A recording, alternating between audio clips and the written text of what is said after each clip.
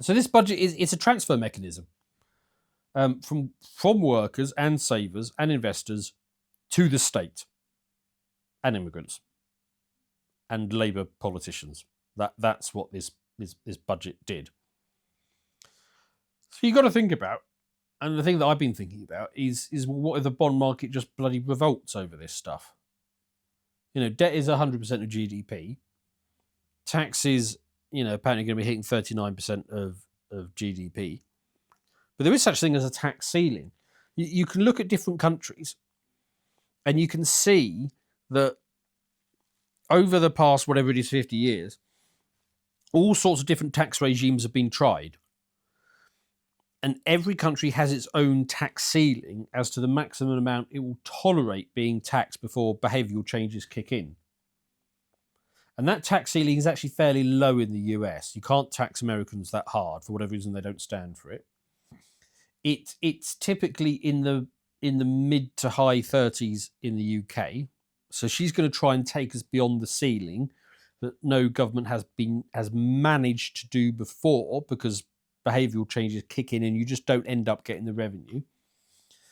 Weirdly, it's quite high in France. For some reason, France just tolerates being taxed at a massive level. So their tax ceiling is in the low 40%, which is quite high.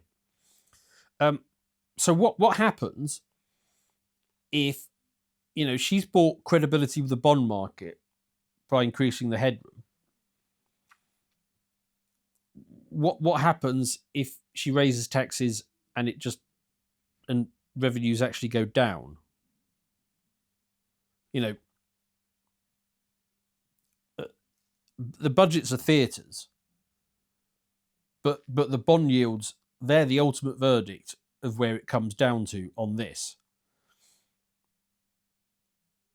So think about the stagnant economy that we're in, right? GDP has basically been flat since 2019. It's barely up since post 2008, but it has been flat since 2019. No, actually, we're 2% smaller than the pandemic, than pre-pandemic in real terms. So productivity, despite these lofty goals that OBR award Labour with, productivity growth has been basically zero for a decade. So the denominator, the real economy, is weak, but spending keeps exploding higher. Public spending was 740 billion in 2019. Now it's 1.2 trillion.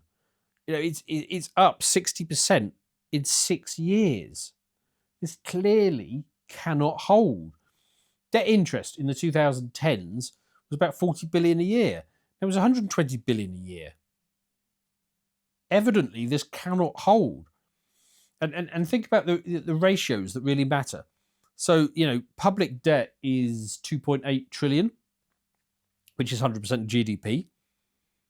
Taxes taken $1 trillion a year. So for every pound of income that the government gets in, the state owes £2.80.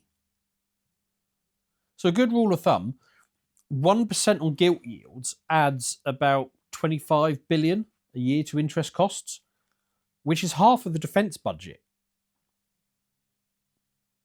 And we've got this rolling time bomb. In the 2010s, debt was ridiculously cheap. It was like 1 or 2% for the cost of debt.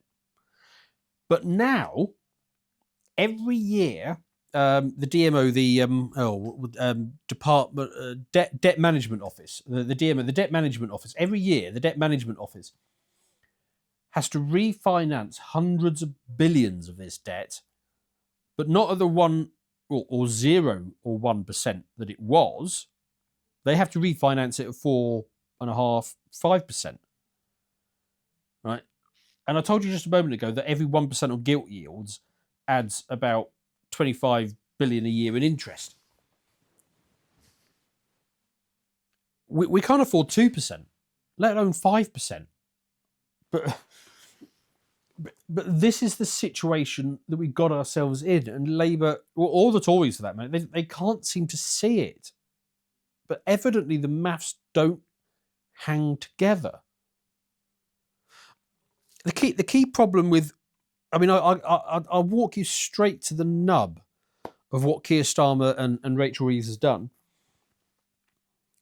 They clearly don't expect to be in office after the next general election, but they do want to remain in office until the next election, which is why they're throwing this unaffordable nonsense at Labour backbenchers as a bribe to keep me in my job, but spiking it so that Reform just get handed a complete shit sandwich.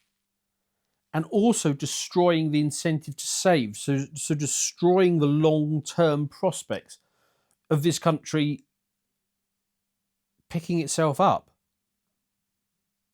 So effectively what they're doing is they're saying, well, if we can't have this country, no one will. I mean, it's just bloody treasonous. Anyway, yeah. So they're having to refinance. Sorry, I had to go off on that tangent. That's hard. So yeah. So all the time, hundreds of billions are being refinanced at 4.5 to 5 times or more the cost of the existing debt. So it's not just a question of how much we owe, it's how fast do we have to refinance it. And so then you've got to think about, okay, what is the bind the Treasury's in? So with tax take heading to 38%, which is a record, tax thresholds freezed again until the Reform government.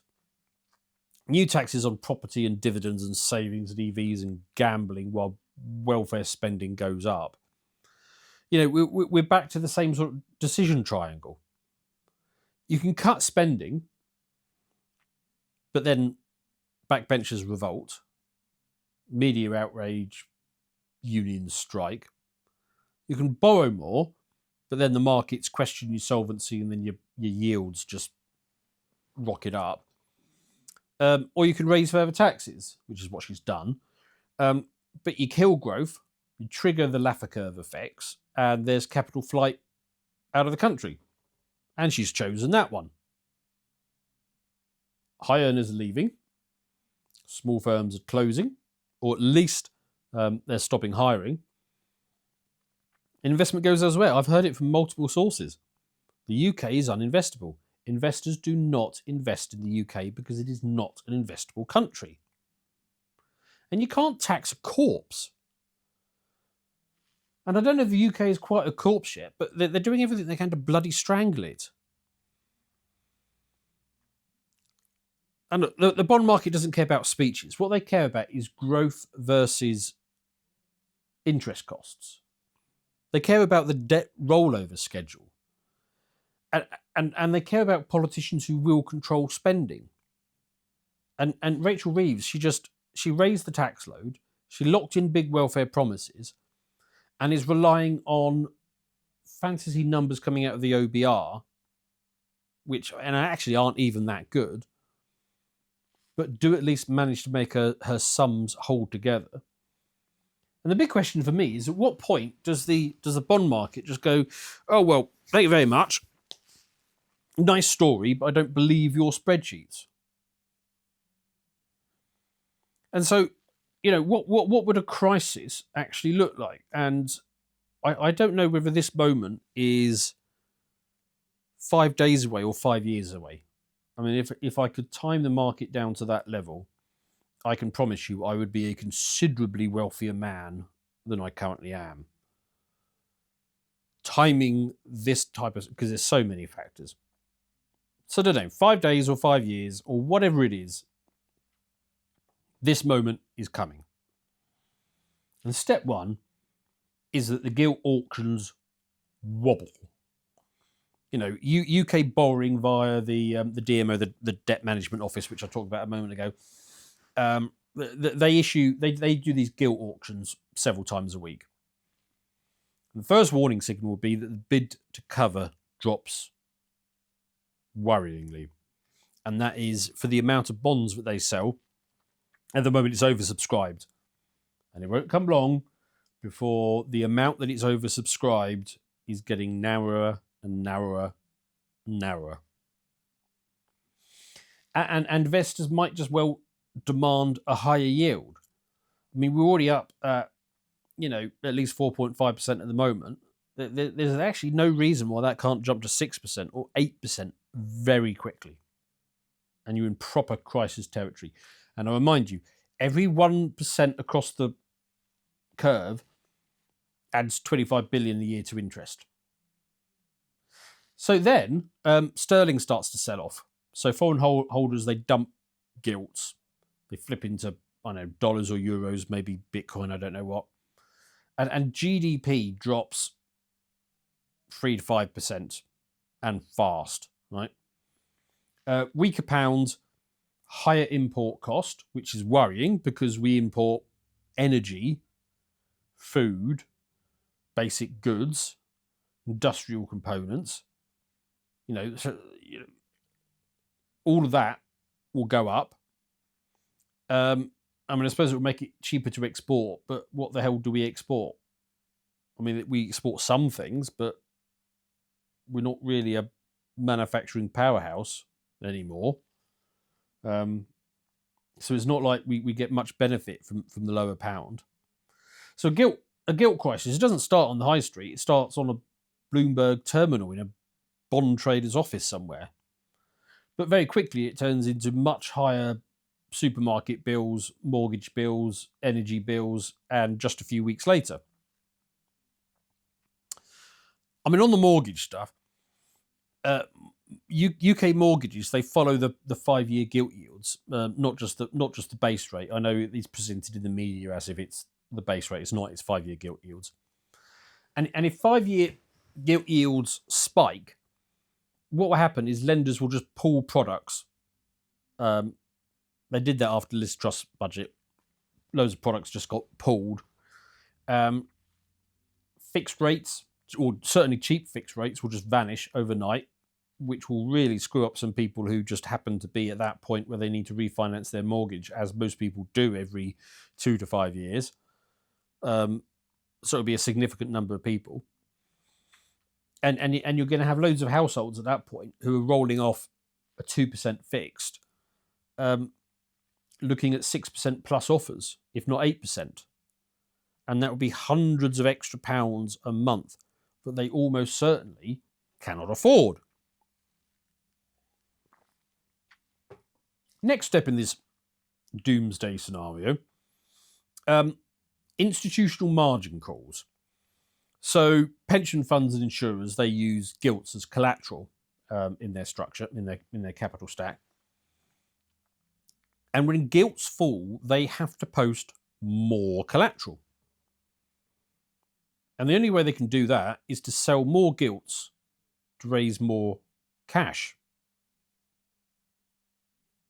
So that forces sellers into a falling market, which is just classic doom loop stuff. The Bank of England then forces into emergency gilt buying to try and stop the cascade. So the Bank of England will have to step in with, they probably call it something like market functioning purchases, or I think they've called it that before. It's basically just printing money by another name, so that liquidity can operate to an extent, and it will provide some measure of a yield curve, although that would have been completely torpedoed at this point. So it'll probably stabilise the short-term yields, but it will send a signal loud and clear that the UK is just openly monetising its debts. So then the pound takes another leg down. Inflation really starts to kick in again. Long-term borrowing costs go straight up. Because they can print sterling, they can print pounds, but they can't print trust. If you would like to see the full version of this premium video, please head over to lotuseaters.com and subscribe to gain full access to all of our premium content.